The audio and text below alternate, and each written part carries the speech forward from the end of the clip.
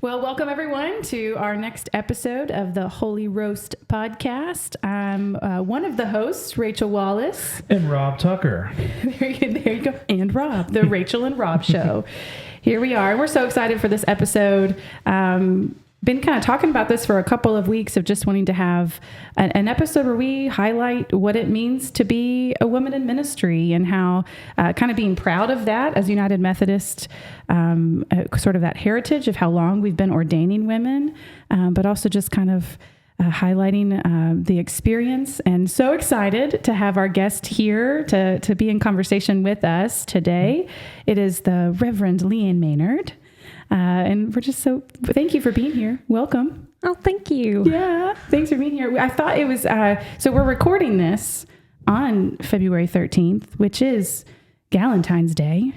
It's the perfect day for us to be together. It's the perfect day for us. And I picked up our Heine Brothers coffee. I went for it was like chocolate covered strawberry thing. Wow. Yeah.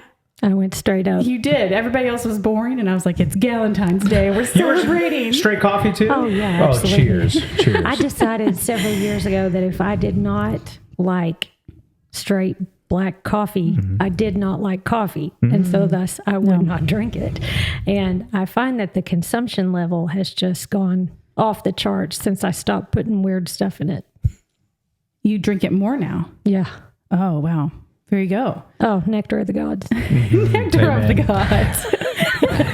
Speaking of nectar of the gods, we are still looking for sponsorships. And so Heine Brothers Coffee, we are looking at you. Oh, working so hard for it. We're trying. We really are. I don't think anybody is listening from Heine, but I'm there a lot.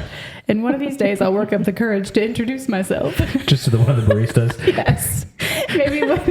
Maybe one week I could wear a collar and have one of those like signs up on my table that says the pastor is in and see what happens. Let's not say we did. I think we have a lot of crickets on that one, but probably nothing creepy. Yeah, okay. Well, probably so. But so for those of us who are tuning in who don't maybe know you, Leigh Ann, will you just introduce yourself, tell us where you're from and where you are currently serving? All right, cool. Well, I wondered as I was driving out here to sit down with you guys, I wonder if this episode is going to come with a translator, because I'm Appalachian and I speak Appalachian, and I feel like people are going to tune into this episode and be like, I don't know who that girl is, but she sounds like she just fell out of a cast iron skillet. But anyway, I am from a little dot on the map in Floyd County, Kentucky, that is called Wayland. For those who are of a certain generation, they will recognize that as being the home place of one King Kelly Coleman, who held the record for the most points ever scored in a Kentucky high school state basketball game. Wow. And that record was just broken last year. Wow. So he'd held that since like the mid 50s. So that's where I grew up. Yeah. My family had pioneered that land and area in 1795. So we had been coming out of that place and this particular holler known as Mill Creek, Kentucky, for a couple hundred years. Translator comments, what is a holler? Okay. I am from the great state of Florida. I'm unaware of any hollers. You don't know what a holler is? It's not a hello. It is a holler. A holler is where the foothills of the Appalachian Mountains kind of drop down and come together, and there is a bit of land that trails in between those two mountains.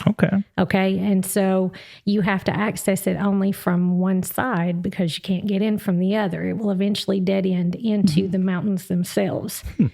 And so that entry point is called the mouth of the holler. That's where you get in. And then you go up to the end as far as you can go. And that's called the head of the holler. So this is a very educational podcast. I'm so glad people have tuned in for this for this lesson in, Holler Cat 101. And I grew up in the Wayland United Methodist Church. I am a lifer. in the United Methodist Church, with the exception of what I call a brief stint in, it's about 18 months in a different denomination, which sounds kind of like a prison sentence, but I don't really mean for it to. And, grew up in the church. I was there, I think, just a couple weeks after I was born. That's where I was baptized. That's where I was married. That's, it's the whole story. Yeah. And it's been less than 2 years ago, I packed up and uprooted the family history and moved to Louisville to be part of Christ Church United Methodist, where I serve as associate pastor of outreach and justice. And I'm also the liaison for adult Sunday school. Okay. I didn't know that second part. Yeah. And selfishly, I've very much enjoyed having you in Louisville, so we can have our, clergy gal pal breakfasts occasionally and catching up. But tell us a little bit more about your called ministry. So growing up in Wayland United Methodist Church, tell us a bit about your call to ministry, kind of how it came to be, and where you were serving sort of before here at Christ Church. Okay. The call to ministry, I don't think that I ever identified that as a young person. I had net zero intention of anything like that. I went to school to be a secondary English teacher. And there was a series of events that I ended up just graduating with a straight degree in English. And I started working in public relations for a healthcare system. And my husband and I were going to church in his home church that he grew up in. That was that little stint in the other denomination. The prison sentence. Yeah, I served a few months there. The one we don't talk about. Yeah, the one we don't talk about. And I'm trying to protect the names of the innocent and the guilty. But it was in that time that I now realize the call to ministry came. Mm-hmm. And it was in a denomination that does not ordain women or give women any particular role of authority or leadership. And to this day, the sermon that the pastor preached about answering God's call is probably one of the best sermons I have ever heard on recognizing God's call when it comes. And I came to myself and realized that I was leaning forward. I was scooted forward in the pew, listening to this man preach. And there was some sort of draw that was happening from the inside of my body out. It was a simultaneous pull and push at the same time. And then there was a line at the end of the sermon, and he said, "And likewise for you women, if you are called to sing in the choir, or serve in the nursery, or teach in a Sunday school class, you need to answer that call." And I realized that nothing that had been said in that room was intended for me. And I was derailed by that for quite a number of years. And really, it was my friend, Amy Chapman, who helped me as we processed through that story years later when I told it to her. And I said that very thing. I realized that nothing that was said in that room was intended for me. And she was like, yes, it was. It wasn't intended by the guy who said it, but it was intended for you by God. And, you know, and I just thought how incredible that is, that even as this man who I mean, I don't have anything against him. He's a lovely, lovely human being. He just comes from a different perspective. Mm-hmm. It was incredible for me to think about that while he was offering something to what he thought was a targeted audience, God was still speaking through him, unbeknownst to him, to somebody that God was calling forward. Wow. And I just think that's incredible, because we are so quick to put like, what do you call those little things they stick in the bowling alley? Guardrails. Yeah. Bumpers. We're so quick to put like the bumpers and the guardrails up around, you know, what we think we're doing. Mm. And that's... There were no bumpers or guardrails. Well, like it was open. We try to control who receives and how they receive. But, you know, if you're called to announce the gospel, just announce it and trust that God is doing what God does. Mm. Yeah.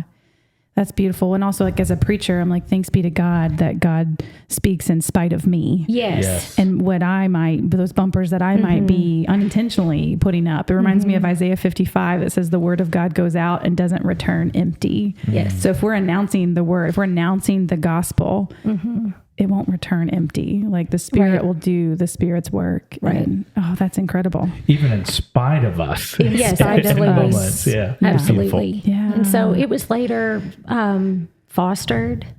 That call was later fostered and like more easily identified.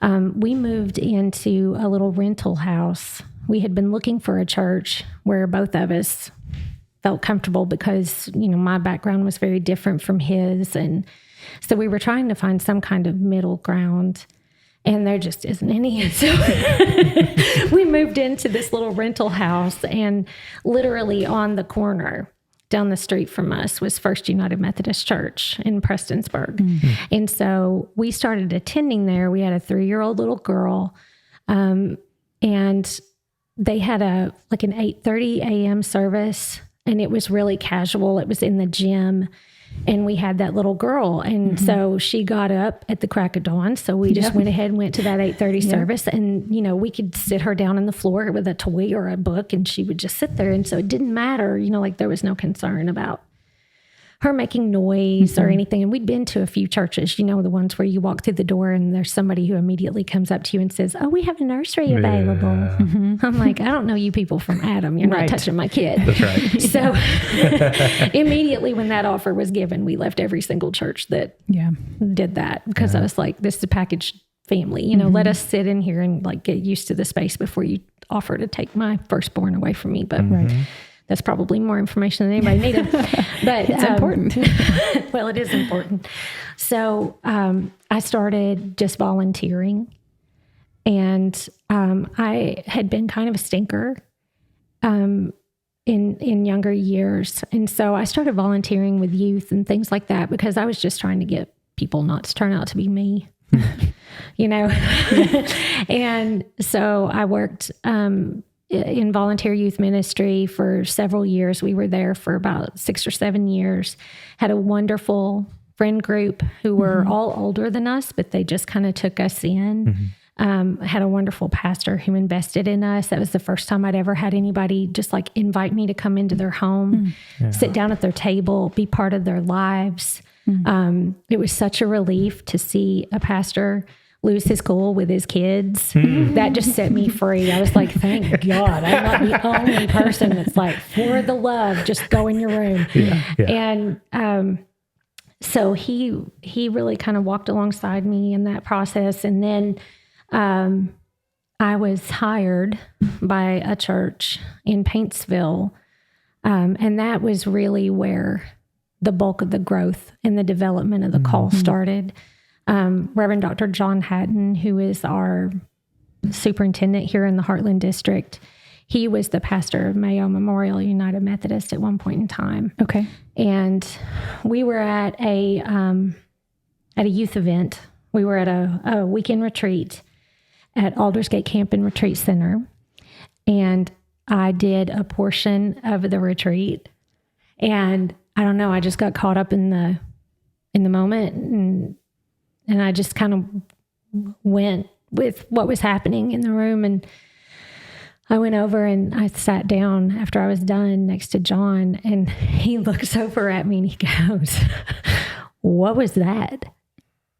Are you called to preach?" And I literally looked at him and went, "Crap." I've been found out. Yeah. Because at that point I was like, oh, shoot, it's not just me, friends. Like somebody else can see it. This is probably not good.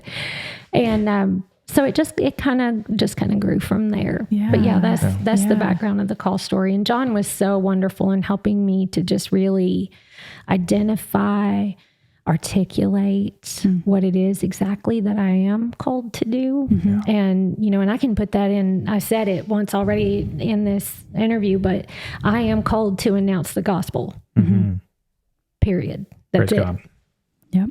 And, and I've been able to articulate that so succinctly and so well because of John and his work and influence. Yeah. Oh, wow. That's so powerful. And so, help me with like the geography. I'm like showing my ignorance here a bit of like, just what was it like to step into that role? I guess it helps that you were hired maybe by a different church, but what was it like to step into like a role of authority, from a region maybe that you were from? Like, do you feel like that was received well? But you grew up in Wayland, that was in Floyd County, you said, right?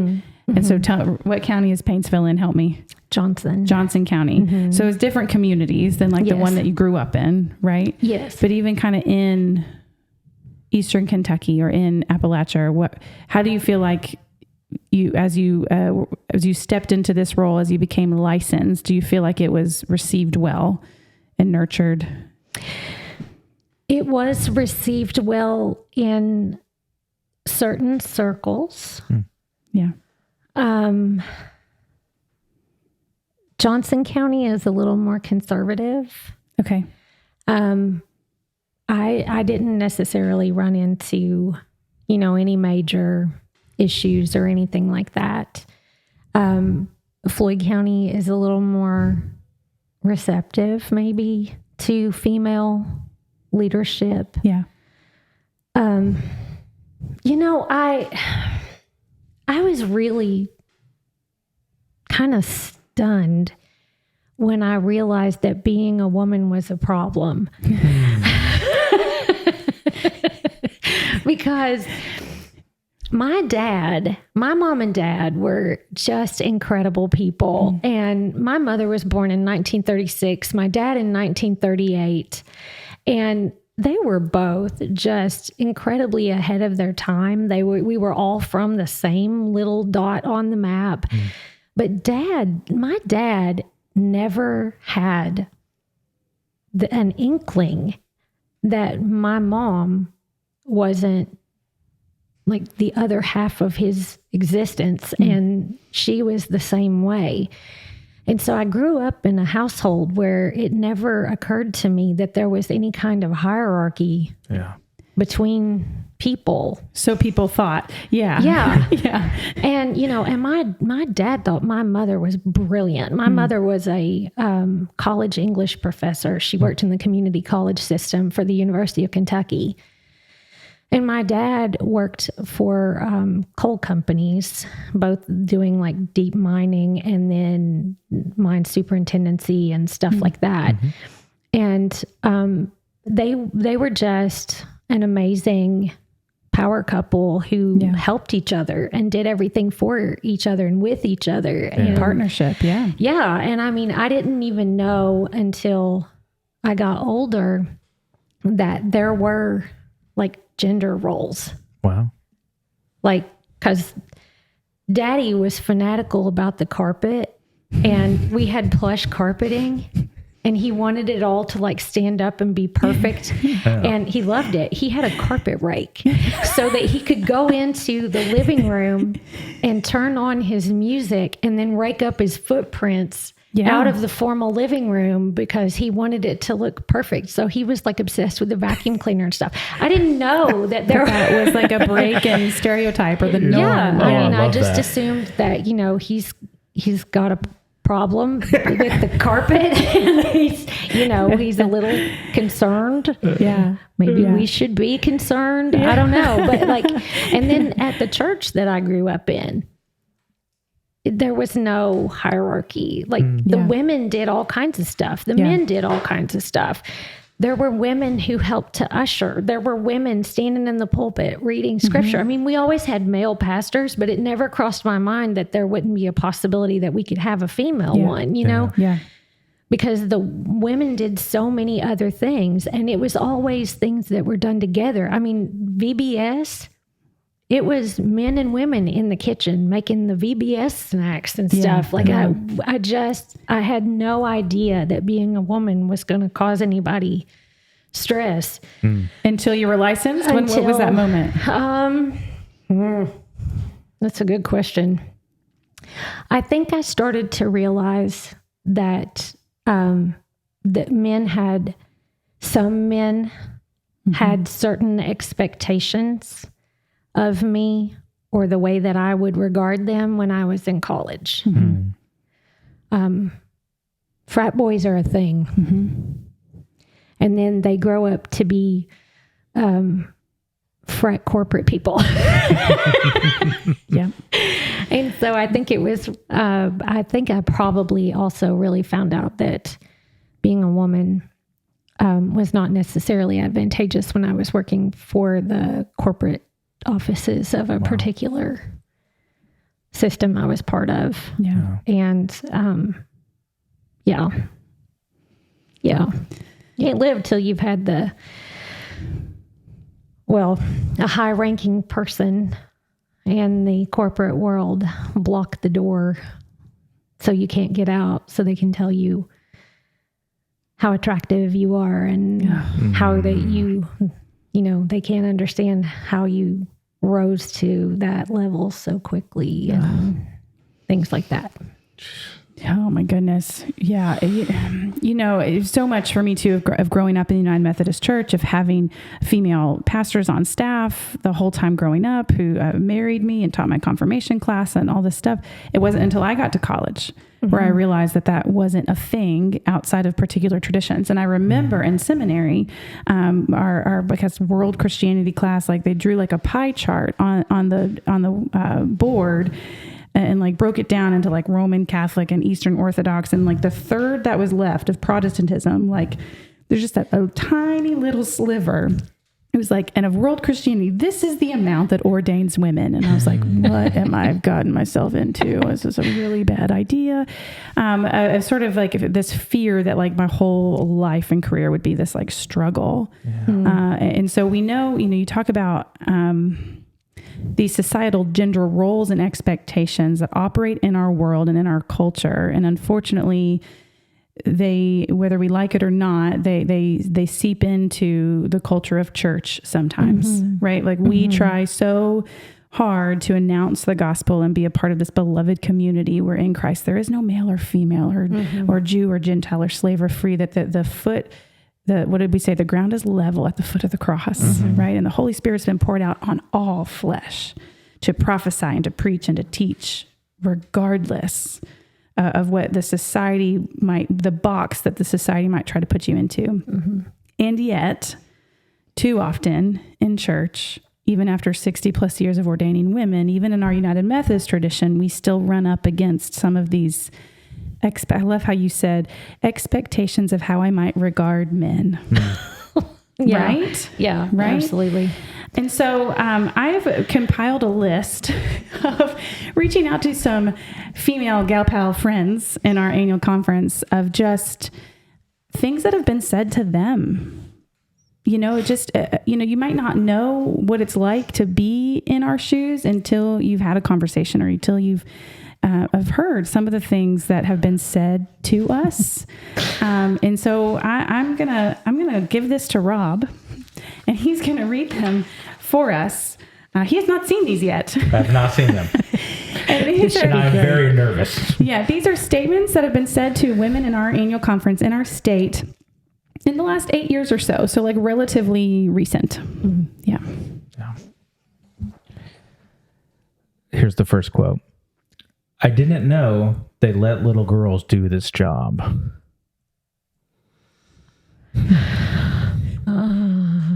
There's 12 of them. There's 12. So buckle up, I guess. Buckle up. You just, Here's the next one. How can your husband be the spiritual head of your household if you are the pastor? Okay. Yeah. That question has never been posed to me, if you're wondering. It has been to me it would often. never. It would never. Yeah. You've got the right plumbing.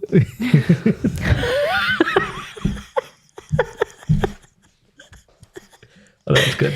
That was good. That was good. I was not expecting that. Okay. Here's the next one. We're going to laugh, cry through this. It's fine. It's painful. Next one. I'm not allowed to attend funerals or weddings at your church because my pastor says it is a false gospel for a woman to preach.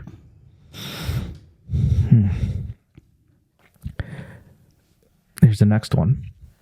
How do you stay so small if you eat so much? Oh my gosh. Yeah. Oh my gosh. Wow. Wow. How do you women not sucker punch somebody who says that? Oh my goodness. Gosh. I would like to sometimes, Yeah. but I'm not allowed really. Here's the next one. Why are you hiding your body on that robe? We can't see your curves. Nuh-uh. Nuh-uh. Just makes me uncomfortable. That's gross. And this is said to a clergy person, right? From a church member. Yes. Next one.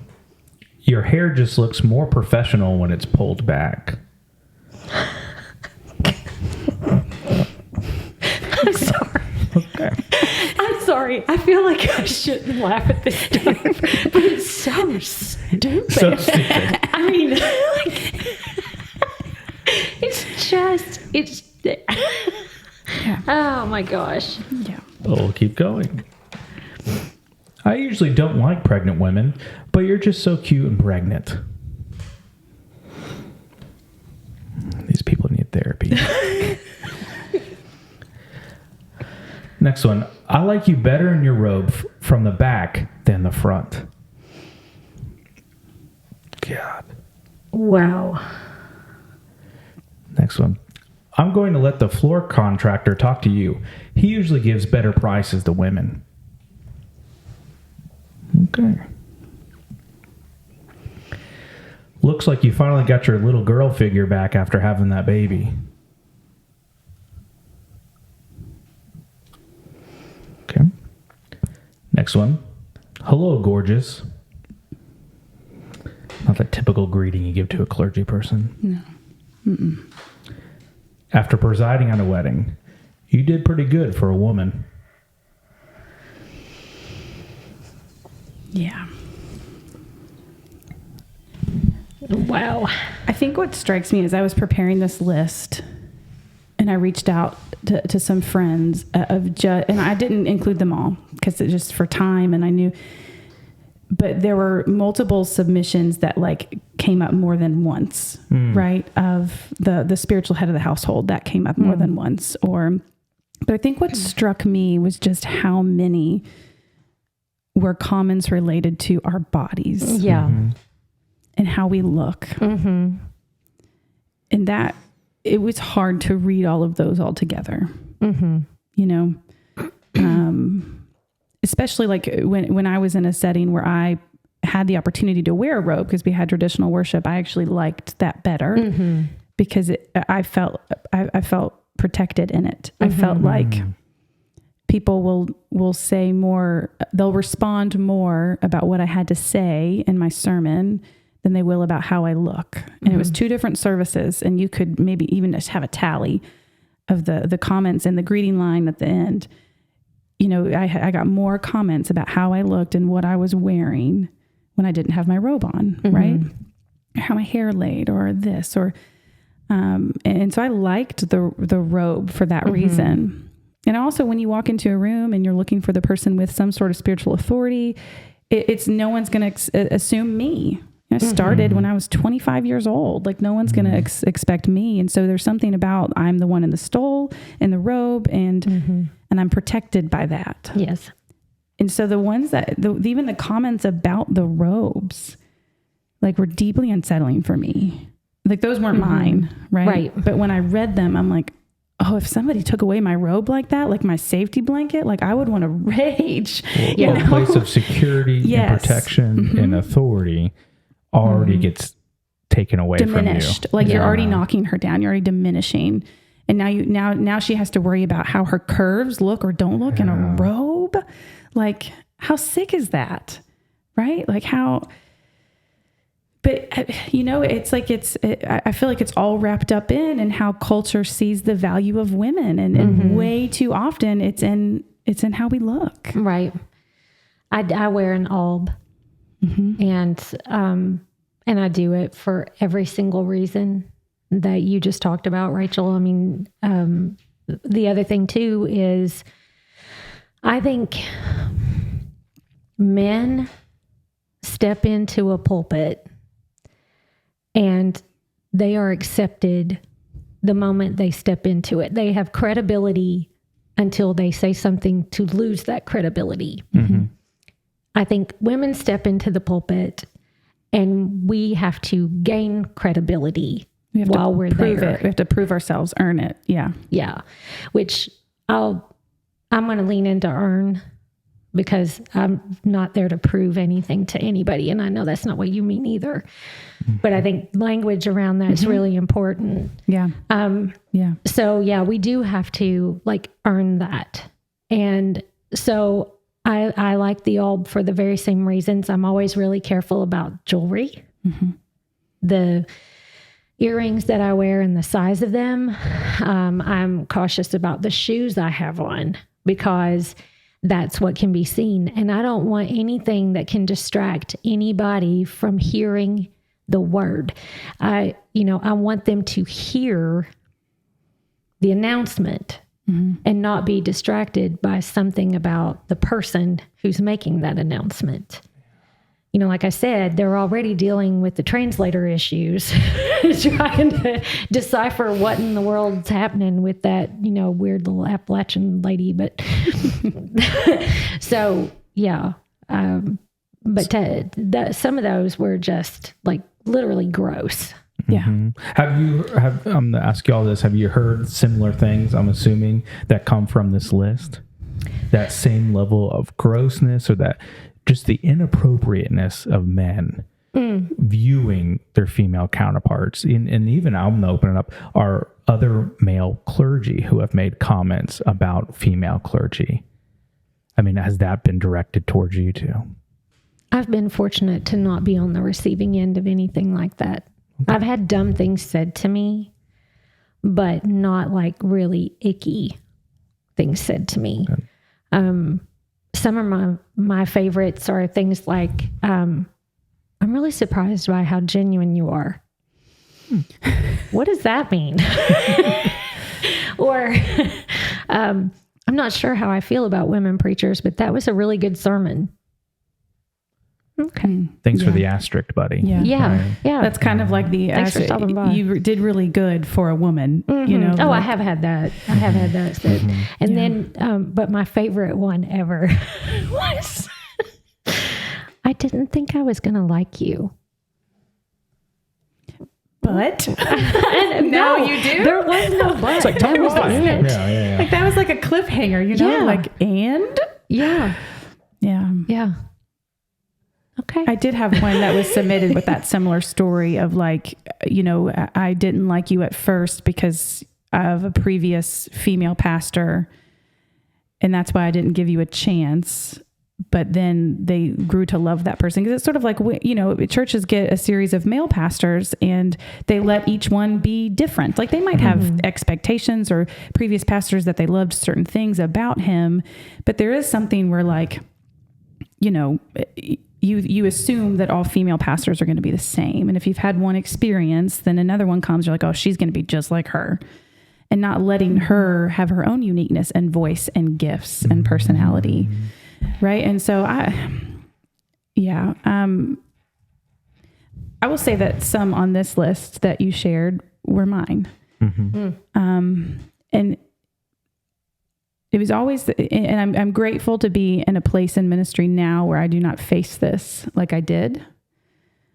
But it was always just comments related to my body that made me very, very uncomfortable, and also recognizing, just like acknowledging that there were certain men that I made sure that I was never alone with. And even being warned about those individuals. And so, that's real. I think that's something, I'm also really grateful that, and as far as our male colleagues go, that I've never had sort of like, I've always felt very supported, I guess. Yeah. And encouraged and equal to our male colleagues, Yeah. I have, to an extent. There have been a few. Yeah. Yeah. Yeah. At what point when you receive these comments, like, I just gotta think, just reading these, how traumatizing that must be, right? To receive it again and again and again. Rachel, for you, holding that list and compiling the list had to be super heavy. Yeah. Right? How in the world do you get up the next day and say, you know what? I'm back at it again. How do you do that as a female clergy person? Because I believe, man, if I were throwing all these things, maybe I'd be looking somewhere else, right? How do you do it? Is there something you do to like psych yourself up? I mean, one of the things we've joked around is that Rebecca and Ted Lasso, right? She kind of has this warm up thing where she is big, right? Yeah. And I love that. That's I think it's a great metaphor outside of myself. So how about you two? Do you have to do stuff to make sure, hey, you keep going in ministry because, hey, this stuff happens? I don't think that I have anything that I try to do to make myself bigger or psych myself. Feel your own authority. That's like been, yeah. I have refused to stop trying to make myself smaller so other people can tolerate it. Wow. Yeah. Yeah. I'm 51 years old. I've done all the shrinking I'm willing to do. And so I don't have any authority. All the authority belongs to Jesus. And Jesus is the story. Jesus is the one who calls me to tell his story. Jesus is the one that takes me to the places where he wants that story told. And I'm going to tell that story. Yeah. And I can't reduce myself because my capacity to tell it intimidates somebody else. I don't have time. Yeah. And I'm just not doing it anymore. Yeah. Yeah. Amen to that. Yeah. I don't think I really have like a ritual or a practice, just so much as kind of like this refrain of like, some days it's just enough for me as a female preacher to show up and occupy space. Like what you said of not shrinking, of like, we have a message to bring, we have a story to tell, we've been called. And so that's the authority given to us by the Holy Spirit that we're going to stand on. I'm grateful that my ministry setting now is a different experience, but in seasons where I got a lot of this often, I tried to hang on to these moments of sitting at the children's moment and watching this young girl come and sit by my feet and play with the edge of my stole. Yeah. Of like, I'm showing up for her so that she can see the possibility of what God might have in store for her. Like, of all the other stuff that I dealt with, it was like I tried to hold on to those moments of the 50 times more people there who supported me and encouraged me and affirmed me, and not the handful of stinkers. Right. And so it's that image of that little girl who's now in high school, of like, some days it just has to be enough to show up and occupy space. 'Cause you're right. I don't have anything to prove. Mm-mm. And I have to stand on that power given to us by Jesus. And I honestly don't think about being a woman. Yeah. I don't think about that. I'm like, I don't think, oh, I should do this or I shouldn't do that because I'm a woman. The only time that it comes up and I do think about it is if I'm going into like, there's somebody that wants me, but I know that they have a family member who doesn't. Mm-hmm. So there's somebody who wants me to come to a hospital room, but they have a family member who doesn't. I don't just like wake up in the morning or go out or think, I'm holding some sort of girl power out here in the world in ministry in any way, shape, or form. That doesn't cross my mind. But I think like hearing those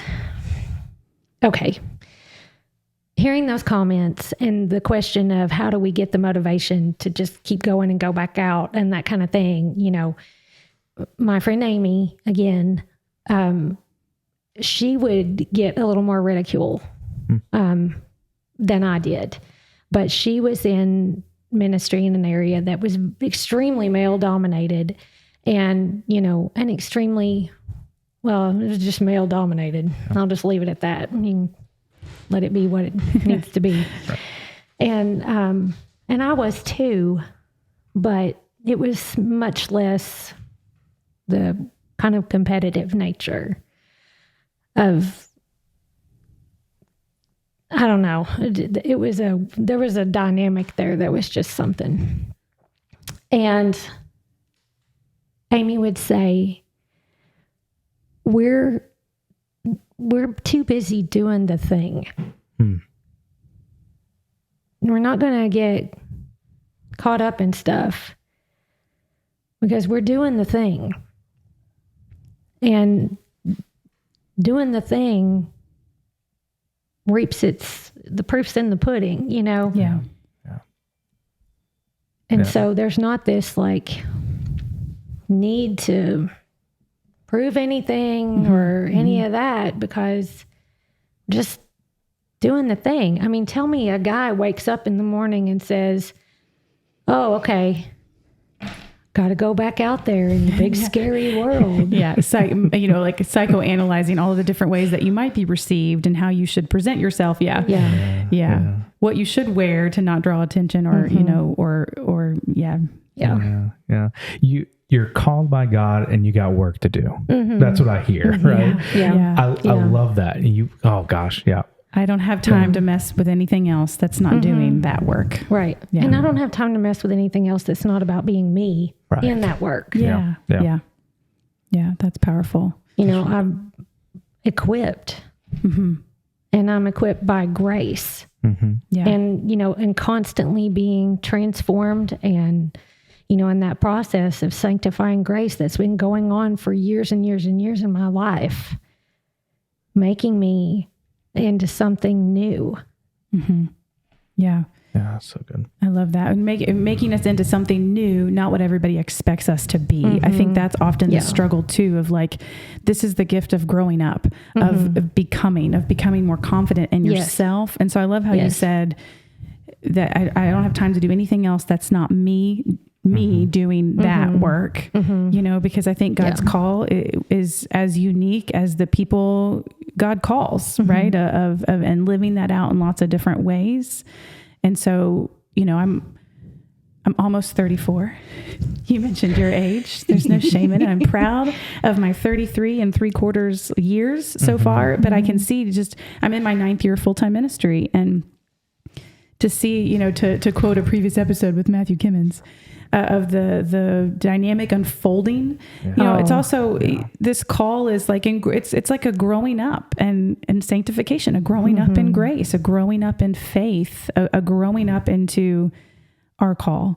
and who God has called us to be, regardless of what other people expect of us. And I think that's often, I don't want to say the tension, but that's a good refrain for me too, to keep in mind. Yeah. Well, I think in being unapologetic, because I listen to a lot of podcasts and stuff, but like, have you noticed that sometimes when women are on podcasts where they're talking about something that feels controversial, or they're talking about something that feels like they're asserting their opinion, you notice there's an inflection in their tone of voice. There's an inflection that goes up at the end of a statement so that it almost sounds like a question, like they're testing the waters of whether or not it's going to land, and just that, I recognize that in my own self. I recognize it in my own life, being in situations with groups of men and feeling like when I assert some kind of opinion or thought or submit something out there, there's this desire almost to frame it in the form of a question. Yes. Or to give it the inflection of a question, or almost apologetic for having the idea or the thought, because we got to make sure that those guys' defenses don't go up.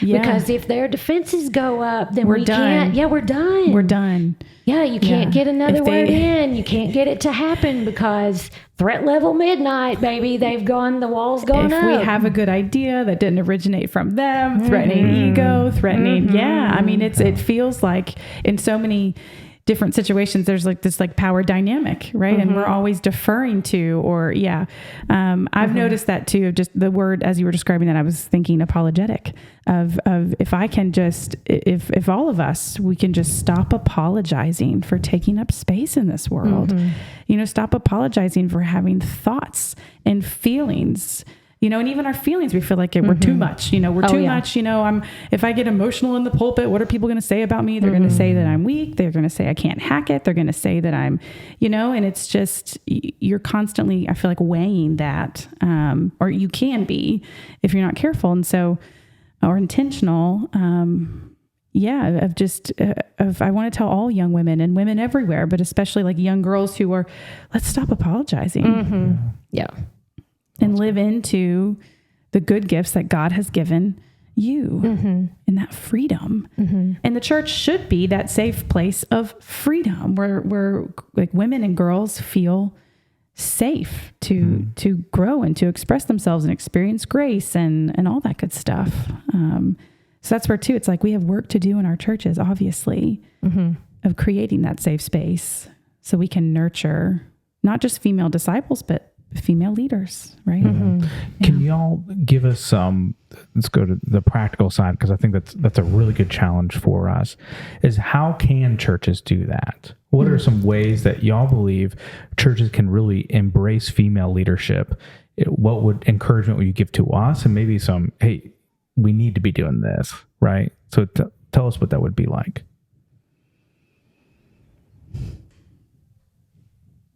And silence falls upon the crowd. You have any thoughts? A hush fell over the podcast.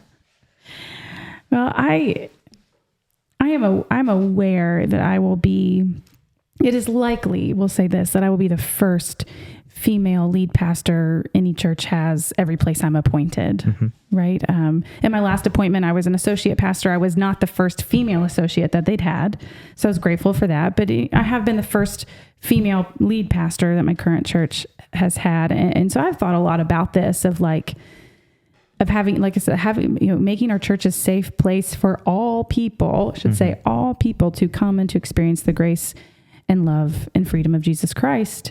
But I want to say to sort of our male colleagues of like, don't let the first time they hear a female pastor or a female preacher be when I come, be when I'm appointed there, of think 15, 20 years down the road, and you should be developing female leadership across all levels of your local church, not just in children's and youth ministry. Like have a female lay leader lay leader, like have a female board chair, have a female trustee. I mean, I know there's book of discipline requirements, but I'm saying like, don't just make them, figureheads or a rubber stamp, checking these boxes. Like, and if you don't have them, ask yourself why. Go down the road a little bit further and say, how are we cultivating those kind of leaders when they're young? Are we letting female youth preach on Youth Sunday? Are you bringing in a female guest preacher? Are you do you have female ushers? No. There's a cultural, a lot of times in our churches, the culture of these churches can follow those traditional gender roles. And so all growing up, I only saw male ushers. You don't need that. That's so funny. Yeah. All growing up, I saw male ushers. Have female ushers. They can do it. Yeah. Yeah. I love the beginning of your story. There was almost this, you couldn't even imagine women not serving in these places. Right. So there are some places doing it. It sounds like extremely well. Yeah. Which is crazy when you think about where I grew up. Right. Yeah. Yeah. And I'm just thinking through, as Rachel was listing off all those things, the places where I had lived experience of what it looks like when there are women in authoritative roles, but they weren't put in authoritative roles because they were women. They were put in authoritative roles because they were awesome. Yes. Yeah. And there were men who were in great roles because they were awesome. They were awesome. Yes. And they helped each other and they raised each other up. And, and they served alongside each other in that little bitty church in Wayland, Kentucky in the 70s. And then at Prestonsburg First, we had female leadership, in several different areas, and we had outstanding male leadership. I've been so fortunate, I think, in comparison to a lot of people's stories, because just the balance of power, balance of camaraderie, the balance of help has been so good in most of my experience. Yeah. And in most of my experience, with, one exception, the church environment has been one of care and provision for one another. And, so it's hard to say, like, what do you need to do? Yeah. Because it's hard. I was sitting here while Rachel was talking and just kind of trying to search through the files in my mind to figure out where have I seen something that needed improving. And I don't have anything because the foundation was so incredibly strong. Well, and what a word too for our local churches of like, when we have that culture, you have that safe place, look what you cultivate. This is it. Like, look at the leaders that are called, look at what God can do. And even in spite of us, as you shared in your kind of original call story, but it's like, cause in how many places that I have seen or served where it's, you might not have seen those things. And yes, there were awesome men there, but it was like the awesome women weren't even thought of beyond music or children. Right. And so to even begin having those conversations, how many women there felt like, well, I can't do that. I don't know how to do that. I can't be a lay leader. I can't. And so, but look what can come, right? Of just when we do have that kind of, we're in this together. We're brothers and sisters in Christ. The ground is level at the foot of the cross. We're in this together. I was thinking about my mom taught. Of course, Wayland United Methodist was it was a small church. It's a small community. I mean, we had like 600 people, counting the, horses and stray dogs and stuff. And my mom taught the adult Sunday school class. There was only one, and it took place in the sanctuary. And we had a pastor, a gentleman, and he would come and sit there. And he submitted to being part of that class with everybody else who was there. And, and I think about that now, and I think, that just made everything seem normal. He wasn't I don't think that guy was trying to prove a point. I think he actually thought my mom was a pretty great Sunday school teacher. And he was humble enough to realize he still had lots of things to think about and learn. And he was willing to hear the perspective of other people as they taught. Yeah. And so every Sunday before he stepped in the pulpit, he spent an hour sitting in the sanctuary with a bunch of grown-ups listening to my mom and going through discussion questions and things. And, it's just like, be a part of things and help. Be a part of things. Yeah. Learn from your people. Like humble yourselves. You don't have to be in charge of everything. Maybe you don't, and even if people want to, I feel like I often think of, my little quip is that I get frustrated that I feel like there's nothing in the female wardrobe that communicates the same thing as a tie does for a man, of like, you just walk in the room and you have that authority. And so a lot of times I think that maybe our brothers in ministry of like, people just defer to them, right? Like, well, you're here now. You can teach the Sunday school class. I don't have to do that. It's like, say no, you know what I mean? Like humble yourself to Sunday school teacher, like your mom, and continue to encourage her gifts so that other people can see that you can learn from a female leader. And I think that's like, and I think of our male colleagues who I love so dearly and I appreciate, if it's, like I said earlier, if it's prepare your church to have a female pastor one day, like that you're responsible for that work. And I think that I feel that way because you're already given the benefit of the doubt, right? You are like, what the phrase that you said when they step into the pulpit, they have they have credibility. Like you have that credibility. And so use that, to highlight, to lift up, to talk about, female preachers or female colleagues or, a female Bible study teacher. That's not just Beth Moore, who is awesome, but exclusively for a female Bible study. Yeah. Do you know what I mean? Like, because if your church has never, if the men in your church have never been taught by a female, it's going to be a big adjustment. Shouldn't be, but they're going to think it's going to be a big adjustment whenever a female is appointed there for the first time.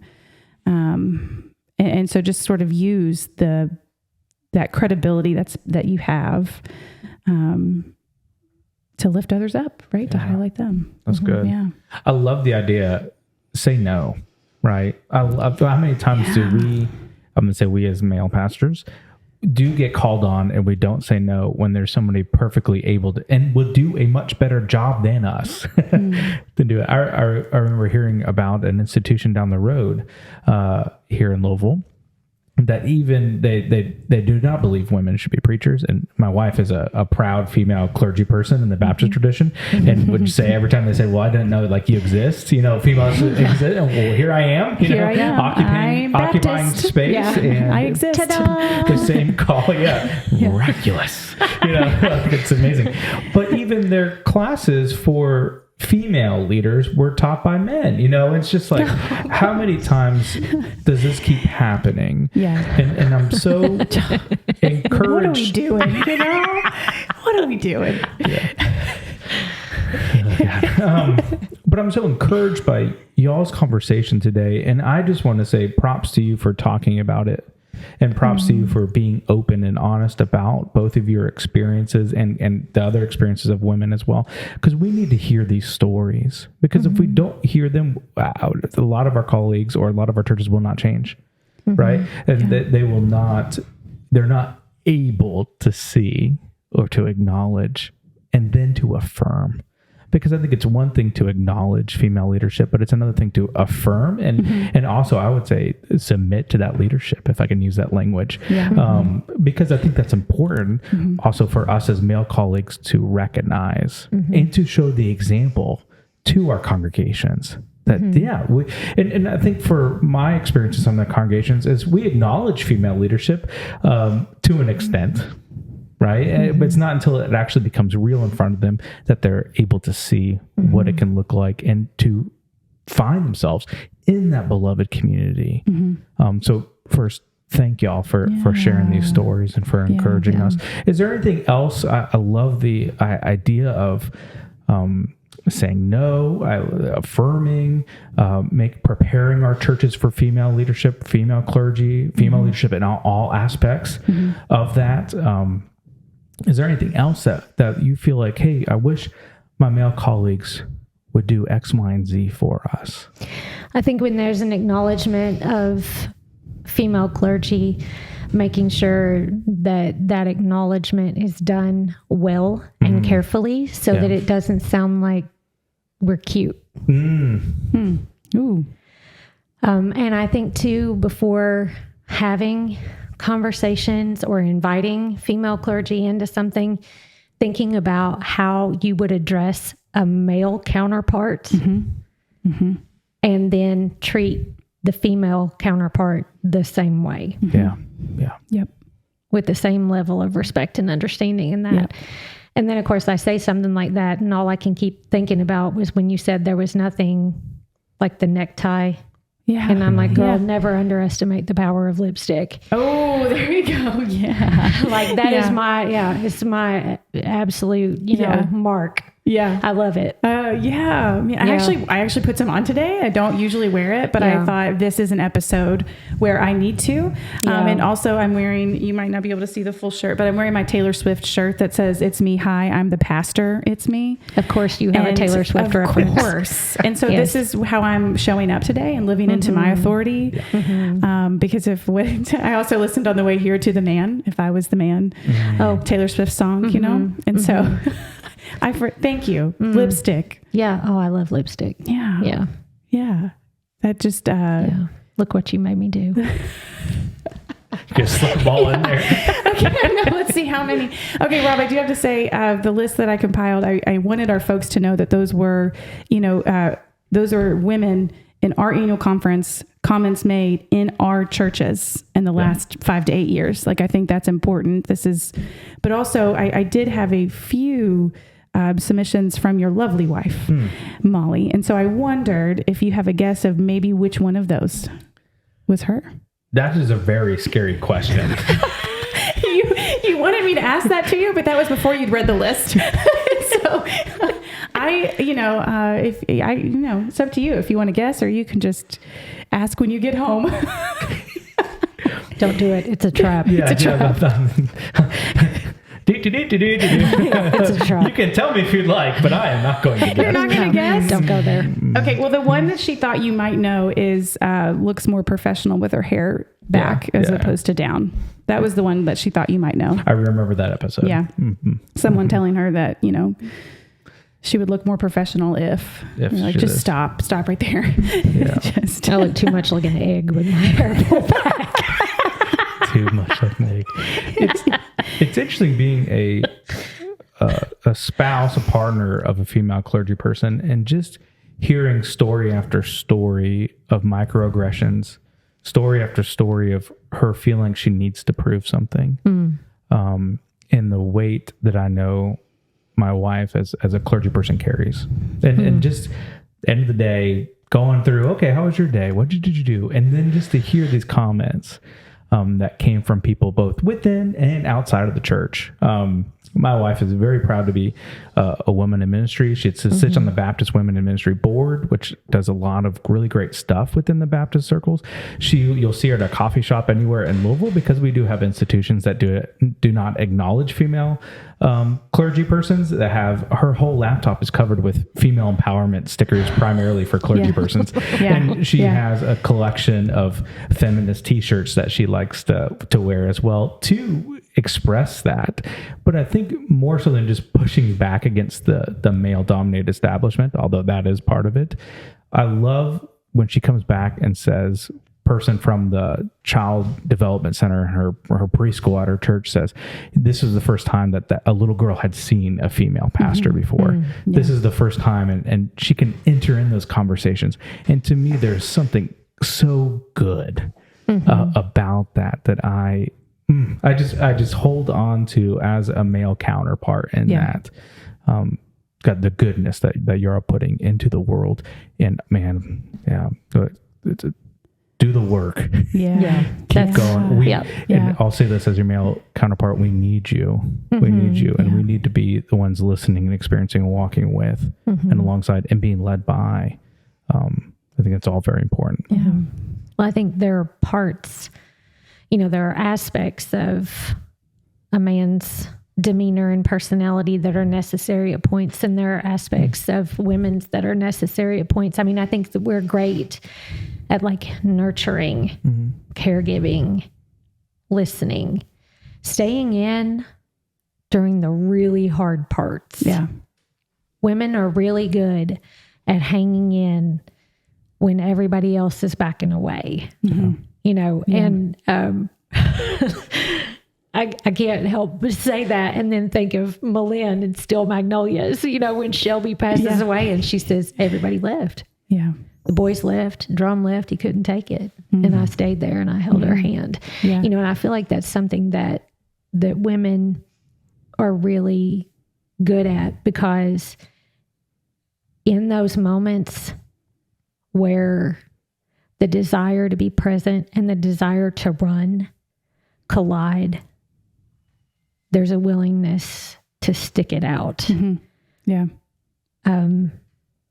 That I think some of our brothers would rather step away from. Yeah. Yeah. I love what you said, though, of like there are seasons when like each clergy person, whether male or female, comes with their own sets of gifts and graces, right? Like, but own sets of strengths and ways that I feel like the best gift that churches can give their pastors is just to let them be who God has called them to be. And each season, each appointment kind of brings with it a new set of gifts that can take you to a different place. And so let your female pastor shine, in that way and be yourself, whether it's, because I know men who are good listeners and great in pastoral care and very nurturing. And I know women who are like, man, so administrative and organized and just like on it. Right. And so it's just, let your pastor live into their gifts in that way. And we need each other, right? We need to be in this together. We're all serving the church together. And I feel like I wouldn't want to be a part of a church that only had all female leaders, right? I think we can enrich together, When I was at Prestonsburg first, because the funny part about my whole call story is that I ended up back there. My first actual appointment was back at that church that had begun to nurture the call as an associate pastor. We had an all-female staff, even the custodian. Oh man, that's awesome. Yeah. So not only were we this little anomaly with a lead, 2 lead females, we had an entirely female staff. That's awesome. Wild. Yeah. Yeah. Yeah. But I was thinking about you saying, let your people shine. And I love that I think you were there when we had we had a United Methodist clergy gathering last year before annual conference. No, the one that was at Christ Church. Oh, at Christ Church. Yes, I was there. Yes. Yeah. And so, Eric Bryant is the lead pastor there. And so we were having all these clergy from all over the state. And, if it was the perfect time for him to be able to assert, I'm the lead pastor of this church and this gathering and, whatever. And what did he do? He was like, Leigh Ann, go in the sanctuary and you do the devotion and you be the one that leads the gathering and communion. Good. And he sat his butt on the second row and was like, go ahead. And it was powerful. He's like, did an amazing job leading that moment. Yeah.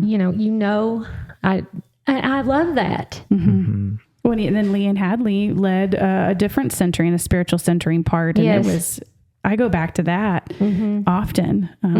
Yeah. I'm really grateful. Like I've also served as associate pastor and I feel like Mark Dickinson did a tremendous job right out of seminary for me.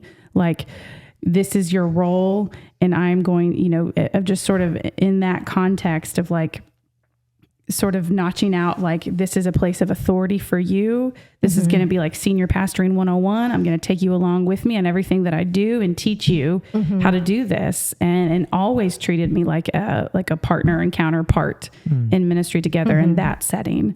And I'm so, so grateful that in probably many ways that I don't even recognize, he sort of defended that in that context, if that makes sense. Yeah.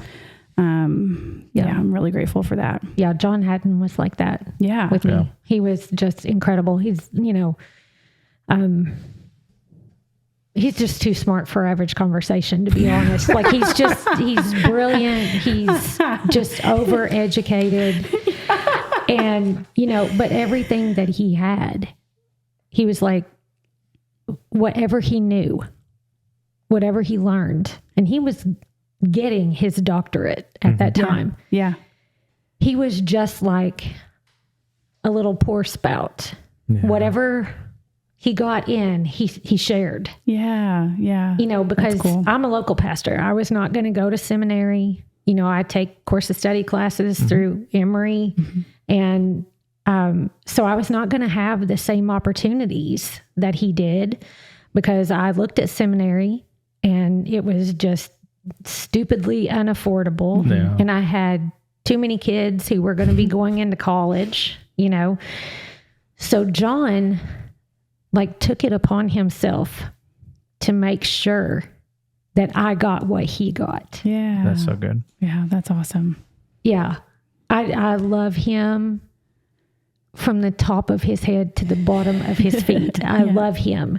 He took me to look at Asbury Seminary back in the day. Bless his heart. He had such high expectations and hopes. And so we go into the theological seminary's library, and he hadn't been in there since his dissertation had been bound and placed, And so we go in and we find it, and he takes it off the shelf, and he's standing there holding it in his hands. Oh my gosh, I could have squeezed his little guts. He was so happy. And I would have had such a hard time not making snarky comments in that moment, like nerd alert. He's such a nerd. He's so nerdy, and he's just stringy, and and I say that he's like my baby brother. And we even have the same tooth that crosses each other and stuff. And so when we do things that are similar, I'll just be like, genetics. But I took that dissertation in my hands, and I opened it up, and I leaned down in it and smelled it. Mm-hmm. And he goes, "What are you doing?" And I was like, "Dude, you don't sniff your books." And he goes, "No. Why would I?" I said, "Why wouldn't you? Smell it." So he sticks his head down into the thing, takes a big old whiff, and he was like, "It smells great." I was like, "I know. I smell books. I don't know. What's his problem?" Who gets a new book and doesn't open it and breathe it in? I'm not a book sniffer. I'm going to be honest. Okay, maybe I need to go sniff my book some more. You do the new one. So the moral of the story is, we talked about what male colleagues can do. So we need to be like John, be like Eric, be like Mark, and also be like Rob, and just brag on your clergy wife. I mean, that's just give her flowers, brag on her. Oh, yeah. That's great. Yep. Learn to be a book sniffer. Learn to be a book sniffer. We all have our growing edges. We do. Yes. Yes. Well, Leigh Ann, thank you so much for being here today. So You're if welcome. you've listened to a few episodes, you know that at the end, it's time for your holy roast. Mm-hmm. We're going to rapid fire roast you. Okay. This is when you're really initiated into the Holy Roast fan now club. You're in it. Right. You're in it. Is this when I get the coffee cup? Yes, when we order more. Under approval from the Kentucky Annual Conference, please sponsor the Holy Roast podcast. That would be great. Thank merchandise. you. Thanks. But rapid fire, just first thing that comes to your mind. Okay. What are you reading right now? Well, if I could get enough time to finish it, I'm reading Lark Ascending by Silas House. Ooh, I love Silas House. I love Silas House. Is this a new book? Yes, it's his newest book. Yeah. Oh, Did you sniff it when you opened it? Heck yes, I sniffed it. And fun fact, I got tickets to go see Tyler Childers on December 30th. Yeah. And so I'm sitting there waiting for Tyler to come out, and I kept telling my husband and my family, Silas is going to be here. He lives somewhere around Lexington because it was at Rupp Arena. Yeah. And I was like, he's going to be here. And Tyler's buddies with the governor. I bet Andy's going to be here. Mm-hmm. And right before the concert started, there was this elevated platform in the middle, like right down in front of us. And tell you what. No, they weren't. There they were.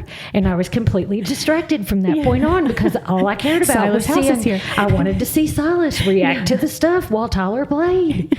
Oh, I was a mess. I love Kentucky. Singing I do too. probably singing about hollers, you know. I love yeah. Singing about Look hollers. at you yeah. using your big new word. Okay, bless him. What is keeping you alive right now? My kids. Oh, amen. I love my kids. I have the most amazing, beautiful, talented, precious human beings that ever drew a breath. And there is an absolute holy mystery how my DNA and Todd's DNA created the three of them. They are amazing. Yeah. Gracie, Katie Rose, and John. John. Hope they're tuning in. Yes, your mama loves Yeah, you. and pray for me because at the end of this month, I will no longer have any minor children. Oh, wow. My baby. New stage. Watch out. Here Will she be an comes. adult. Empty nester. It's almost here. Watch out. Okay. What are 5 things on your nightstand right now? I don't have a nightstand. What do you have? We haven't had anyone say that yet. No.